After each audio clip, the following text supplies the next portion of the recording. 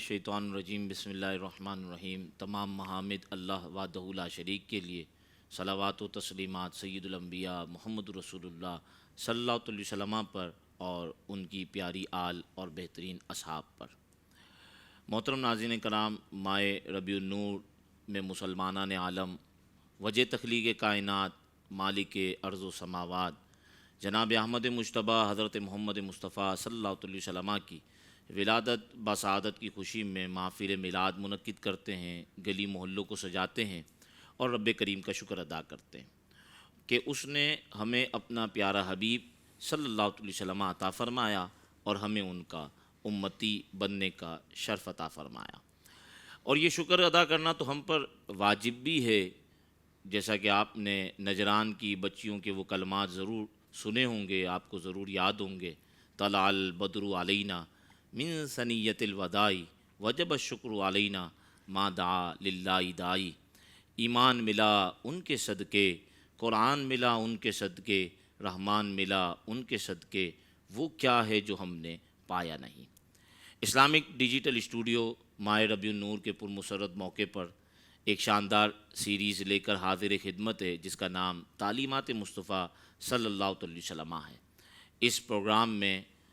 ربیع النور کے 12 ایام میں ہم روزانہ الگ الگ عنوان کے ساتھ آپ کے سامنے حاضر ہوں گے، اور حضور علیہ الصلوۃ والسلام کی حیات طیبہ جو ہدایات کا رواں سمندر ہے، اس سے اپنی دنیا اور آخرت کو سنوارنے کے لیے چند قطرے حاصل کرنے کی کوشش کریں گے،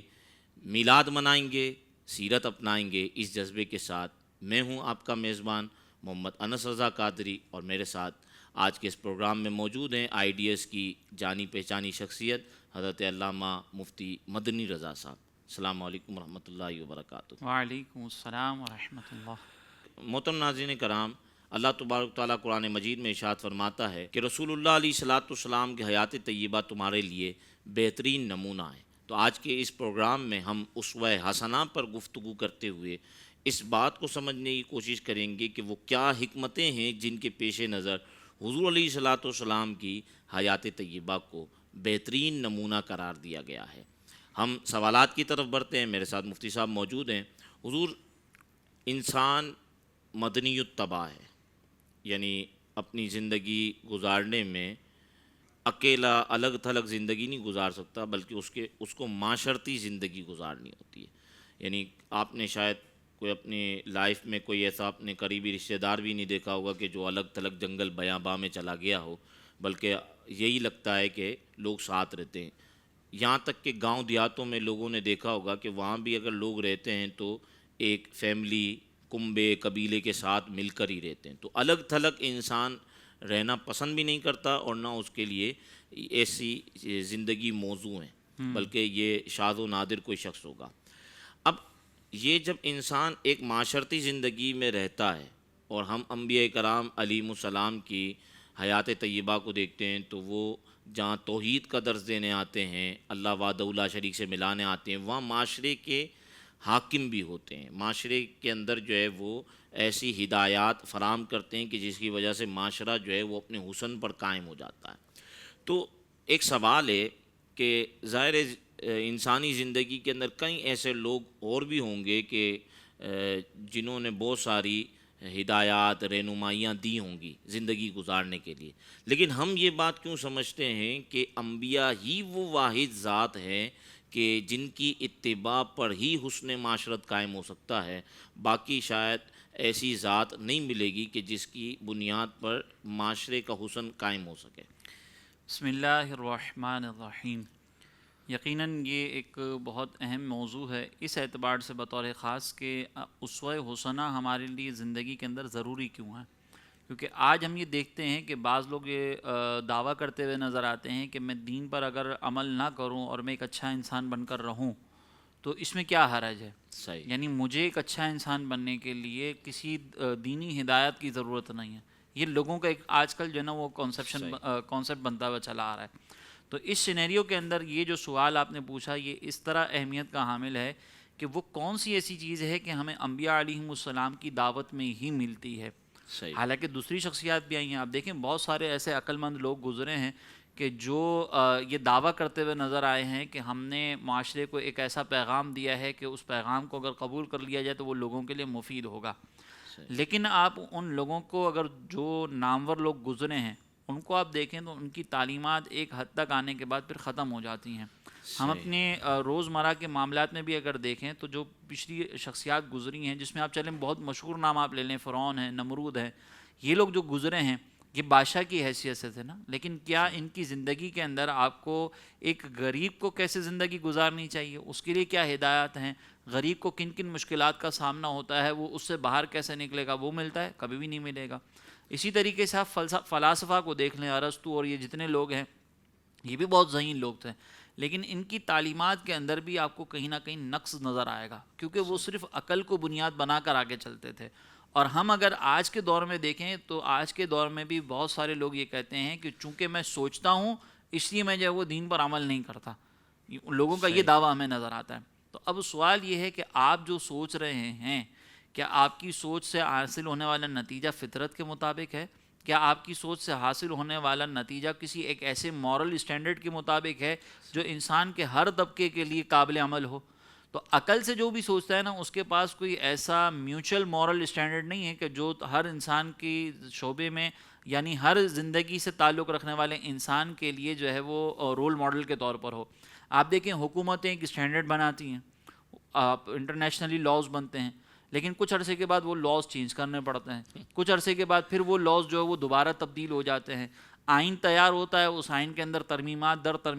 ترمیمات چلتی رہتی ہیں. تو یہ جو سارا ہو رہا ہے یہ عقل مند لوگوں نے ہی تیار کیا تھا، لیکن ان عقل مند لوگوں کے پاس کوئی ایسا مورل اسٹینڈرڈ نہیں تھا کہ جس کے مطابق وہ یہ کہہ سکیں کہ یہ اب ایسا فائنل ہے اسٹینڈرڈ کہ اس کے اندر کوئی تبدیلی نہیں ہو سکتی. تو اس کا مطلب یہ ہے کہ اگر آپ موجودہ دور کے معاشرے کو دیکھیں تو اس کے اندر بہت سارے عقل مند لوگ آئے ہیں، ہم اس کا انکار نہیں کر رہے، اور عقل کو ہمیں استعمال بھی کرنا چاہیے، خود ہمیں شریعت نے بتایا ہے. لیکن عقل کو اس حقیقت کے ساتھ استعمال کرنا چاہیے کہ عقل کی اپنی ایک حد ہے، اور جب عقل اس حد پر پہنچ جاتی ہے تو اس کے بعد وہ جب نتیجہ حاصل کرنے کی کوشش کرتی ہے تو گمراہی کے اندر پڑ جاتی ہے. آپ یہ دیکھیں کہ میں سمجھانے کے لیے عرض کر رہا ہوں کہ آج کل بہت ساری ایسی تنظیمات ہیں جو قوم لوط کے عمل کو جو ہے وہ سیکنڈ کر رہی ہوتی ہیں، اون کر رہی ہوتی ہیں، اور کہتی ہیں اس میں کیا پرابلم ہے آج کے دور میں بھی. حالانکہ پہلے یہی عقل تھی جو اس جو ہے نا وہ عمل کو بیماری سے تعبیر کرتی تھی. ڈاکٹرز کی پہلے تحقیق تو یہی تھی نا. اب وہ الگ بات ہے کہ یہاں پہ ہوموفوبیا کہا جاتا ہے کہ جو اس بیماری کے خلاف بات کرتا ہے، جو اس غیر فطری عمل کے خلاف بات کرتا ہے، اس کو کہتے ہیں کہ یہ ہوموفوبیا میں مبتلا ہو گیا. تو پہلے معاشرے کے عقل مند لوگ اس عمل کو بیماری کہتے تھے، اب وہی عقل مند لوگ اس بیماری کے خلاف بولنے کو نفسیاتی مرض کہتے ہیں. تو عقل تو یہ نتیجے نکال رہی ہے. لیکن انبیاء علیہم السلام کی تعلیمات چونکہ وہ کسی عقلی جو ہے نا وہ منطقی نتائج پر نہیں مبنی ہوتی، بلکہ وہ وہاں پر کھڑی ہوتی ہیں جہاں پہ عقل ختم ہو جاتی ہے اور اس سے آگے اب عقل کو رہنمائی چاہیے، یعنی وحی. تو اسی لیے انبیاء علیہم السلام کی تعلیمات میں آپ دیکھیں گے کہ وہ فائنل اسٹینڈرڈ ہوتا ہے جو تمام انسانوں کے لیے برابر قابل عمل بھی ہوتا ہے، چاہے وہ اعلیٰ طبقے سے تعلق رکھنے والا ہو، چاہے وہ کسی غریب طبقے سے تعلق رکھنے والا ہو، چاہے وہ بادشاہ ہو، چاہے وہ غلام ہو. ہر ایک کے لیے وہ ایسا اسٹینڈرڈ لے کر آئے ہیں کہ جس کی بنیاد پر بادشاہ اپنی زندگی سکون سے گزار سکتا ہے، غریب اپنی زندگی سکون سے گزار سکتا ہے. پھر آپ دیکھیں کہ اگر ہم وحی کو بالکل ہٹا دیں اور صرف ان عقل مند لوگوں کی تعلیمات کو ہم لے لیں تو یہاں پر ظاہری طور پر تو بندہ اپنے آپ کو سنوار سکتا ہے، لیکن باطنی طور پر سہارا حاصل کرنے کے لیے کہیں نہ کہیں لوگوں کو کوئی چیز درکار ہوتی ہے جو عقل فراہم نہیں کر سکتی. یعنی مثال کے طور پر ایک شخص دین کا عمل نہیں کر رہا، اب وہ ساری زندگی پریشانیاں برداشت کر رہا ہے، تکلیفیں برداشت کر رہا ہے، آزمائشیں برداشت کر رہا ہے، اب وہ اپنے آپ کو باطنی طور پر کیسے مضبوط کرے گا؟ اور جب تک وہ باطنی طور پر مضبوط نہیں ہوگا وہ کرائم کی طرف بڑھے گا،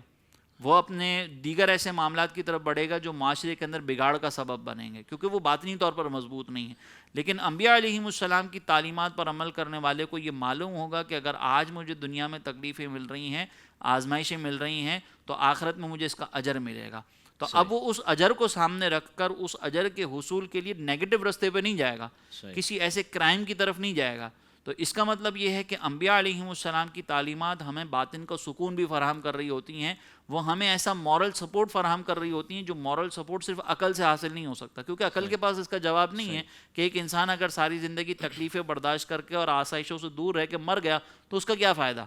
صحیح. لیکن انبیاء علیہم السلام کی تعلیمات میں یہ چیز موجود ہے. تو خلاصہ یہ ہے کہ انبیاء علیہم السلام کی تعلیمات ہمیں مورل سپورٹ دیتی ہیں، اور عقلی طور پر جو جتنے بھی ہمیں اسٹینڈرڈز ملتے ہیں اس کے اندر وہ مورل سپورٹ ہمیں نظر نہیں آتا. اچھا، میں آپ کے اس گفتگو سے ایک پہلو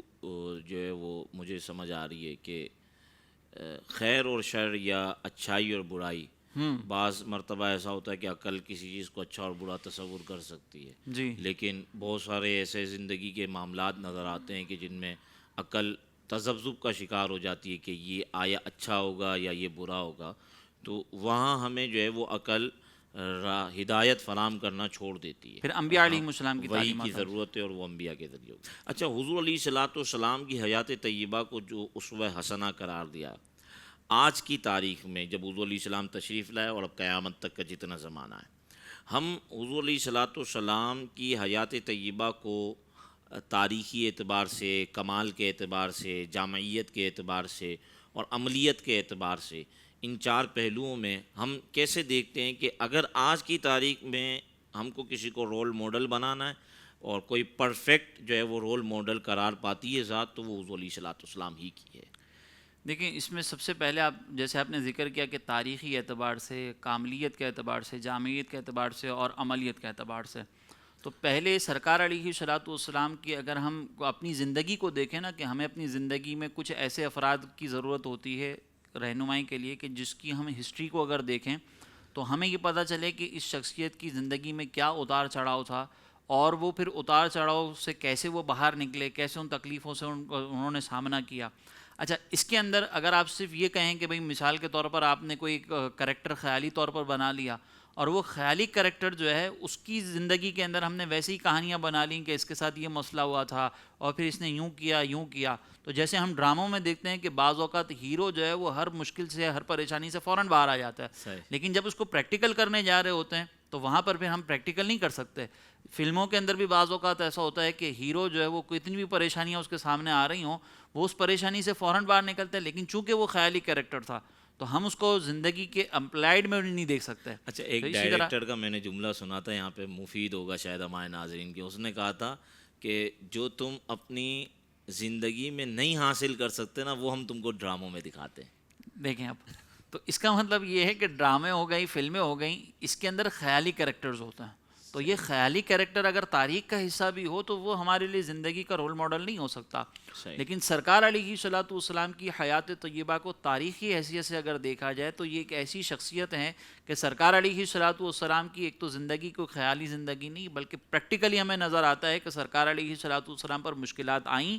اللہ کا سب سے زیادہ قرب حاصل ہونے کے باوجود پریشانیاں آئیں، تکلیفیں آئیں، آزمائشیں آئیں، لیکن ان تمام تر پریشانیوں، تکلیفوں کے اندر آپ نکاح بھی فرما رہے ہیں، آپ معاشرے کے اندر جو ہے وہ اپنی زندگی بھی گزار رہے ہیں، لوگوں کو تبلیغ بھی کر رہے ہیں، حکومت بھی بہت اچھے انداز سے کر رہے ہیں، اپنے گھر کے اندر بھی آپ نظر آ رہے ہیں، اور ان تکلیفوں سے آپ باہر کیسے نکل رہے ہیں یہ بھی ہمیں پورا تاریخی اعتبار سے نظر آتا ہے. پھر اسی طریقے سے آپ نے کہا کہ اس میں کاملیت اگر ہم دیکھیں تو سرکار علیہ الصلوۃ والسلام کی سیرت کا جو پہلو ہم تک پہنچا ہے، ایک تو وہ پہنچا بڑے کامل طریقے سے کہ سرکار علیہ الصلوۃ والسلام کے کھانے کا انداز کیا تھا، لباس پہننے کا انداز کیا تھا، سرکار علیہ الصلوۃ والسلام کے سونے کا انداز کیا تھا، سرکار علیہ الصلوۃ والسلام وظائف کیا ادا فرماتے تھے، سفر کس انداز سے کیا کرتے تھے، سفر سے واپسی کیسے ہوتی تھی. جیسے ہم یہ دیکھتے ہیں کہ سرکار علیہ السلام کی سیرت میں آتا ہے کہ 2 رکعتیں پہلے مسجد میں ادا کرنا، پھر گھر والوں کو پہلے اطلاع دے دینا، اور پھر اس کے بعد جو ہے وہ سرکار علیہ السلام کا گھر میں جانا. تو ایک تو یہ کاملیت ہے، اور پھر یہ جو پہنچی ہیں چیزیں ہمیں، وہ ہمیں سینہ بسینہ پہنچی ہیں. اس کی پوری باقاعدہ سندیں ہمیں ملتی ہیں. اس کے اندر ہمیں یہ ملتا ہے کہ سیرت کو بیان کرنے والا کون سا تھا، اور اس کے اندر اتنی کاملیت ہے کہ جو سیرت بیان کرنے والا ہے نا، اس کی بھی سیرت محفوظ کر لی گئی ہے. بالکل. کہ یہ جو بیان کرنے والا شخص ہے اس کی اپنی کیا جو نا وہ تاریخی حیثیت ہے. تو سرکار علیہ الصلوۃ والسلام کی سیرت کی کاملیت کا یہ پہلو نظر آتا ہے. زندگی کا ہر پہلو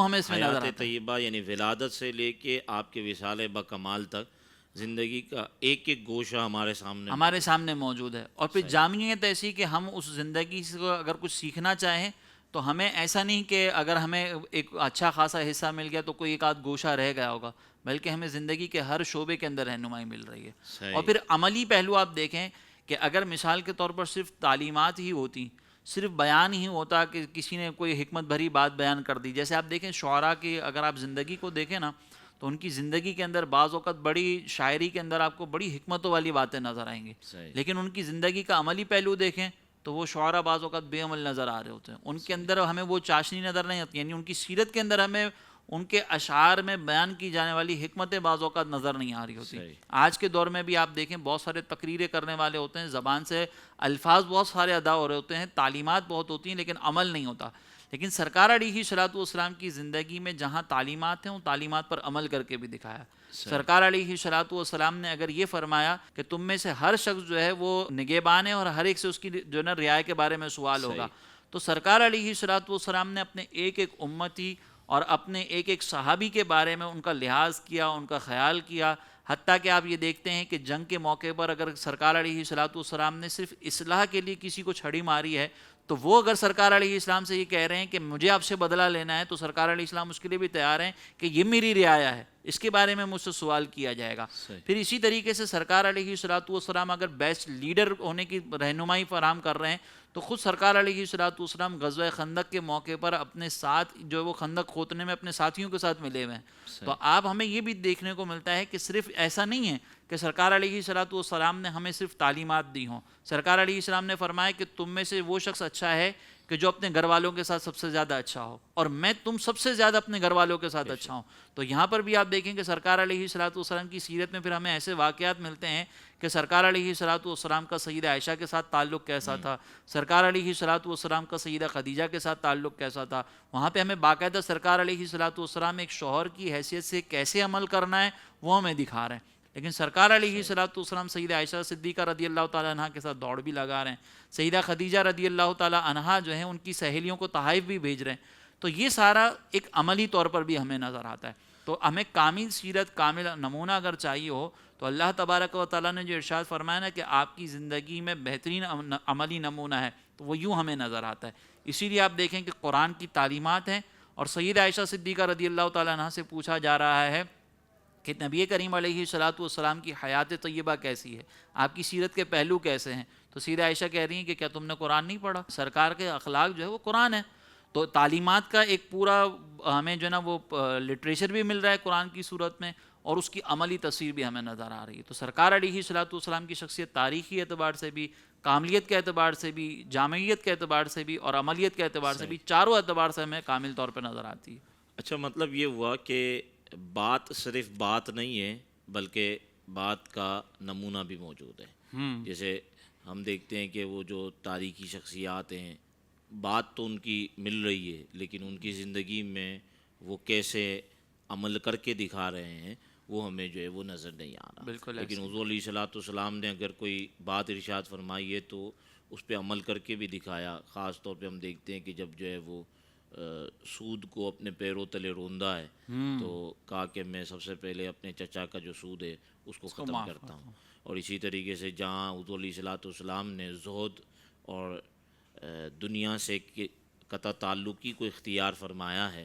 تو وہیں پہ حضرت خاتون جنت رضی اللہ تعالیٰ عنہ کے گلے میں ہار تھا، وہ ہار دیکھ کے حضور علیہ الصلوۃ والسلام نے فرمایا کہ ہمارے لیے یہ چیز نہیں ہے، اور وہ ہار جو ہے نا آپ نے اتروا دیا۔ یعنی اگر ترک دنیا کی بھی بات ہے تو ترک دنیا جو ہے وہ حضور علیہ الصلوۃ والسلام کے گھر سے نظر آ رہی ہے، عمل کر کے دکھایا۔ اور میں نے ایک جگہ پڑھا تھا کہ امہات المومنین کے جو حجرات تھے نا، وہ بنو امیہ کے کسی بادشاہ کے زمانے میں، غالباً ولید تھا، اس کے زمانے میں ان حجرات کو شہید کر کے مسجد نبوی کے اندر لایا جا رہا تھا،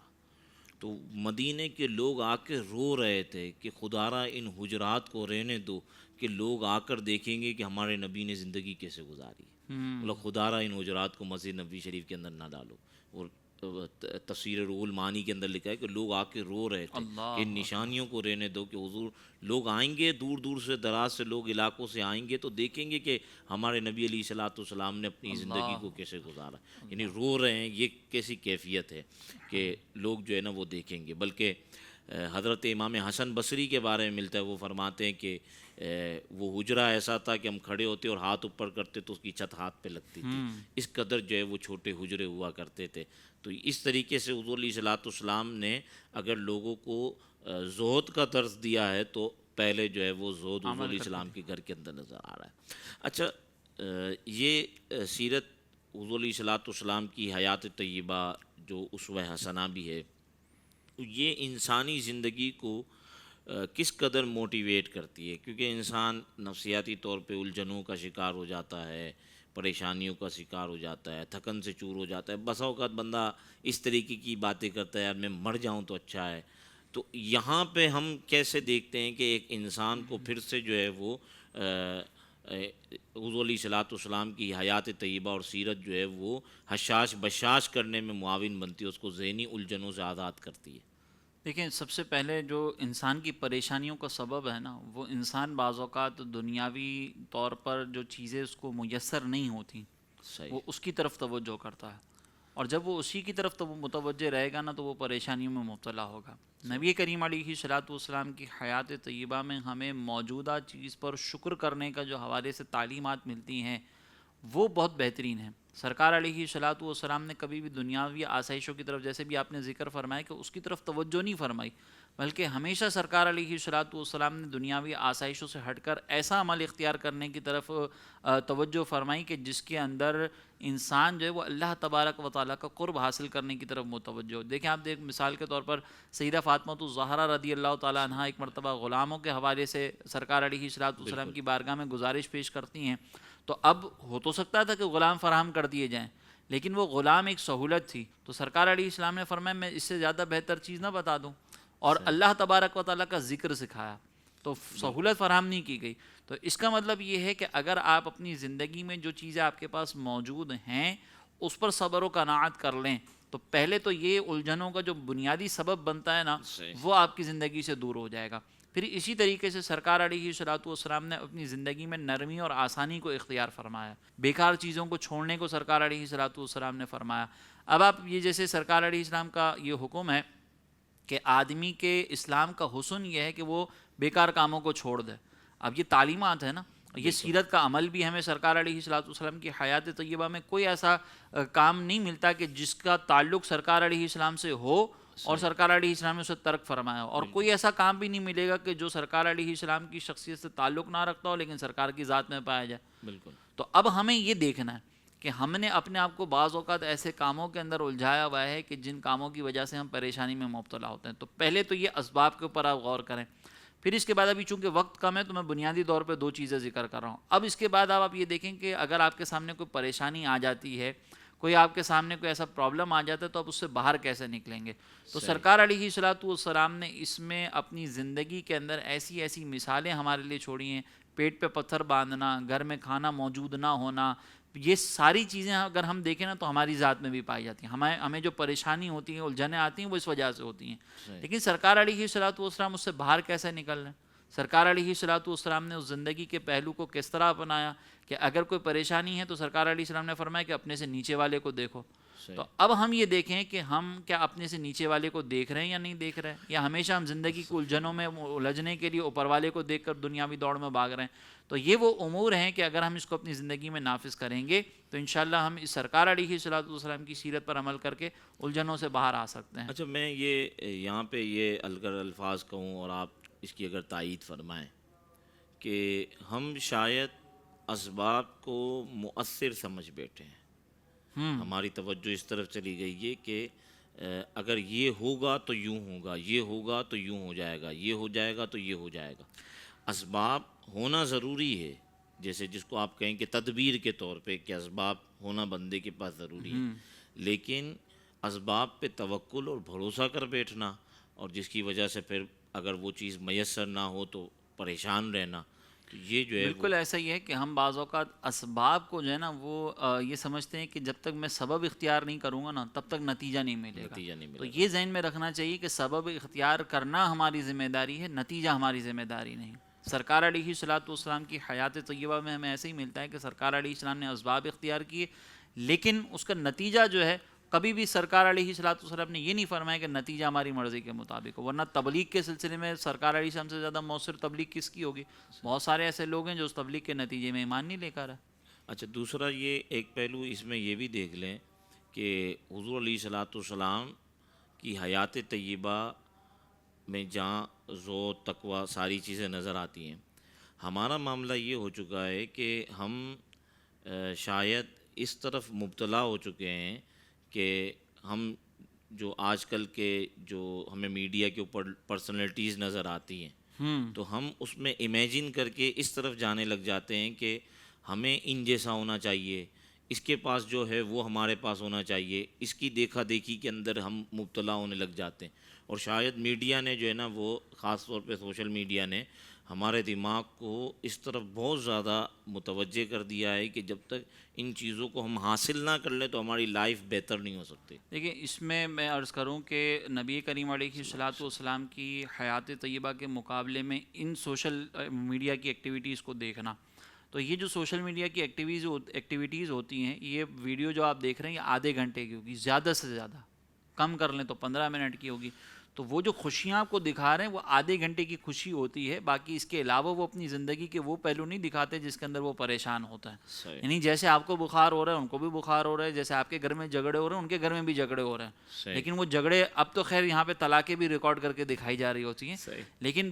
ہر سوشل میڈیا انفلوئنسر جو وہ جھگڑے نہیں دکھا رہا ہوتا، تو جس چیز کو آپ یہ سمجھ رہے ہیں نا کہ یہ میرے ساتھ پریشانی ہے وہ دوسرے کے ساتھ نہیں، مثال کے طور پر آپ اور میں بھی ہنس کر بات کر رہے ہیں، اب ہمیں دیکھ کر کوئی اگر یہ کہے کہ یار یہ دیکھو کتنے خوشی سے بات کر رہے ہیں، اب ہمارے ساتھ جو پریشانیاں ہیں ظاہر ہے کہ وہ ہم یہاں پہ تو ڈسکس نہیں کر رہے، صحیح ہم نہ بتا رہے ہیں نہ ہمیں ڈسکس کرنے کا یہاں پر ہے، صحیح تو بعض اوقات ہم جس اسکرین پہ جن لوگوں کو دیکھ رہے ہوتے ہیں وہ ان کا حقیقی یا کامل طور پر یہ مکمل چہرہ نہیں ہوتا، صحیح اگر حقیقی ہے تو مکمل نہیں ہے، ٹھیک ہے نا، آپ زندگی کا ہر پہلو تو نہیں دکھایا جا رہا، بالکل لیکن نبی کریم علیہ الصلوۃ والسلام کی ذات مقدسہ سبحان ایسی ہے اللہ، کہ جن کی زندگی کا ہر پہلو ہمارے پہلو سامنے ہمارے ہے، سامنے، تو ہمیں اس پر عمل کرنا ہے، اسی کو فالو کرنا ہے، اسی سے ہمیں اور سکون وہی ملے گا، اسوہ اور حسنہ وہی ہے۔ اوسن ہے اسوہ آخری حسنہ بات بس ایک پیغام کے طور پہ آپ ارشاد فرما دے کہ 12ویں والے آقا صلی اللہ علیہ وسلم کا ہم میلاد منا رہے ہیں، میلاد کا مہینہ ہے، تو حضور علیہ الصلوۃ والسلام کی ولادت بسعادت کی جہاں خوشی منائی جا رہی ہے، تو ہمارا ایک پیغام بھی ہے کہ میلاد منائیں، سیرت اپنائیں، تو اس حوالے سے آپ کیا کہیں گے؟ خاص طور پہ اس میں ایک بات یہ ہے کہ جب ہم کسی کو کہتے ہیں نا کہ یہ حضور علیہ الصلوۃ والسلام کا عمل ہے، تو وہ سامنے سے یہ جواب ملتا ہے یار یہ تو رسول اللہ تھے نا، ہم رسول اللہ تو نہیں ہیں۔ یا اسی طریقے سے ہم کسی ولی کی سیرت کے کوئی پہلو بتاتے ہیں یار وہ تو غوث اعظم تھے نا، وہ تو خواجہ غریب نواز تھے نا، تو یہ شاید ہم سیرت سے ہٹ رہے ہیں یا سیرت کو فالو کر رہے ہیں؟ دیکھیں یہ جو انداز ہے نا کہ وہ تو ولی تھے نا، وہ تو نبی تھے نا، وہ یہ کر سکتے تھے، اللہ تبارک و تعالیٰ نے انبیاء علیہ السلام کو بشر بنا کر اس دنیا میں جو بھیجا ہے اس کی حکمت یہ بیان فرمائی ہے کہ اگر ملائکہ ہوتے تو پھر ملائکہ بھیجے جاتے، بشر بھیجے ہی اسی لیے گئے کہ ایک عمل کر کے دکھایا جائے اور تم اس پر عمل کر کے دکھاؤ۔ صحیح آپ کو یہ کون کہہ رہا ہے کہ آپ نبی کریم علیہ الصلوۃ والسلام کی خاصیات پر جو سرکار علیہ السلام نے عمل کر کے دکھایا وہ آپ عمل کریں؟ صحیح ہم یہ تو نہیں کہہ رہے کہ آپ صوم وصال رکھیں، اس صحیح کے بارے میں تو خود سرکار علیہ الصلوۃ والسلام نے فرمایا کہ ایکم مثلی، کہ تم میں سے کون میری مثل ہے، صحیح تو جہاں ایسا عمل تھا جہاں پہ سرکار علیہ الصلوۃ والسلام کی حیات طیبہ کا وہ پہلو تھا جو ہمارے لیے قابل عمل تھا ہی نہیں، اس پر تو شریعت نے ہمیں عمل کرنے کا مکلف بھی نہیں بنایا بلکہ صحیح خود سرکار علیہ السلام نے روک دیا، بالکل لیکن جہاں عمل کرنے کا حکم تھا وہاں پہ اللہ تبارک و تعالیٰ نے سرکار علیہ الصلوۃ والسلام کی حیات طیبہ میں وہ سارے بشری تقاضے بھی ہمیں دکھائے اور ان بشری تقاضوں میں سرکار علیہ السلام کا کردار بھی ہمارے سامنے رکھا، اور پھر فرمایا کہ لقد کان لکم فی رسول اللہ اسوۃ حسنہ۔ اب یا تو پھر آپ اللہ تبارک و تعالیٰ کے اس فرمان کے جواب کے میں یہ کہہ رہے ہیں کہ بھئی وہ تو رسول اللہ تھے، ہم عمل ہی نہیں کر سکتے، تو معاذ اللہ پھر ایک نبی کا جو بھیجنا تھا وہ تو عبث ہو جائے گا، تو کیا اللہ تبارک و تعالیٰ کا یہ کام جو وہ عبث ہو سکتا ہے؟ یقیناً نہیں ہو سکتا۔ اگر ہم یہ عقیدہ رکھیں تو دائرہ اسلام سے خارج ہو جائیں گے، تو اس کا مطلب یہ ہے کہ اللہ تبارک و تعالیٰ نے انبیاء علیہم السلام کو بحیثیت کامل بشر اگرچہ بھیجا ہے،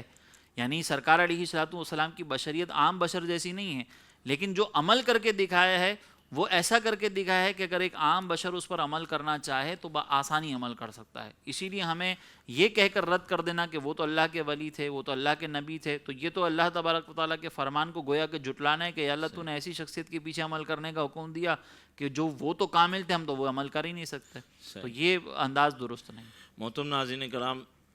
ساری گفتگو آپ نے سماعت کی، میں ایک بات یہ بھی کہوں گا کہ حضور علیہ الصلوۃ والسلام کے اعمال جو حضور علیہ الصلوۃ والسلام نے بطور تبلیغ اعمال اور کردار اختیار فرمایا اور جو اعمال کیے ہیں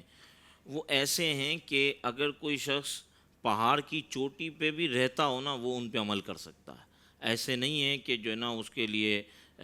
آپ کو فنا بہت ساری سہولیات درکار ہوں تو ہی عمل ہو سکتا ہے، بلکہ اگر دنیا کے کسی کونے پہ بھی کوئی شخص رہتا ہے، حضور علیہ الصلوۃ والسلام نے جو اعمال اختیار فرمائے ہیں وہ زندگی کے ہر پہلو اور ہر گوشے سے اور دنیا کے کسی بھی کونے سے کوئی بھی شخص تعلق رکھنے والا ہو وہ ان پر عمل کر سکتا ہے، اور اس پہ کافی ساری مثالیں بھی قائم کی جا سکتی ہیں۔ بہرحال ہمارا وقت جو ہے وہ ختم ہو چکا۔ میں مفتی مدنی رضا صاحب کا بے حد ممنون مشکور ہوں کہ انہوں نے ہمیں خصوصی وقت عنایت فرمایا۔ اللہ تبارک و تعالیٰ آپ کو جزائے خیر عطا فرمائے۔ انشاءاللہ پھر ایک نئے ایپیسوڈ کے ساتھ آپ کے سامنے حاضر ہوں گے، اس وقت تک کے لیے اجازت دیجیے۔ السلام علیکم ورحمۃ اللہ وبرکاتہ۔